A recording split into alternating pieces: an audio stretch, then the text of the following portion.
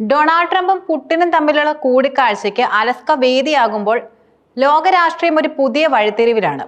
3 വർഷം നീണ്ട Russia Ukraine യുദ്ധം അവസാനിപ്പിക്കുക എന്ന ലക്ഷ്യത്തോടെ നടക്കുന്ന ഈ ഉച്ചകോടി ലോകമെമ്പാടും പ്രതീക്ഷകളും ആശങ്കകളും ഒരുപോലെ ഉയർത്തുന്നു. അമേരിക്കൻ പ്രസിഡന്റ് ട്രംപ് പുടിനുമായി പുലർത്തിയ സൗഹൃദം കണക്കിലെടുക്കുമ്പോൾ ഈ കൂടിക്കാഴ്ചയുടെ ഫലം എന്തായിരിക്കുമെന്ന് ലോകം ആകാംക്ഷയോടെ ഉറ്റുനോക്കുകയാണ്. ഈ സന്ദർഭത്തിൽ ഉച്ചകോടിയുടെ ചരിത്രപരമായ പശ്ചാത്തലം, അതിന്റെ തന്ത്രപരമായ പ്രാധാന്യം, യൂറോപ്പിന്റെയും യുക്രൈന്റെയും നിലപാടുകൾ, കൂടാതെ ഭാവിയിൽ ഉണ്ടായേക്കാവുന്ന വെല്ലുവിളികൾ എന്നിവയെക്കുറിച്ചും വിലയിരുത്തണം. ഈ ഉച്ചകോടിക്ക് ട്രംപ് അലസ്കയെ തിരഞ്ഞെടുത്തത് കേവലം യാദൃച്ഛികമല്ല, മറിച്ച് അതിന് ആഴത്തിലുള്ള ചരിത്രപരമായ പ്രാധാന്യമുണ്ട്.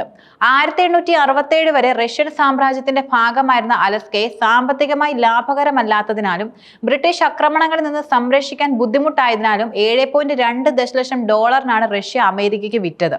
ഈ ചരിത്രം ഈ കൂടിക്കാഴ്ചയ്ക്ക് ഒരു പ്രത്യേക മാനവും നൽകുന്നുണ്ട്.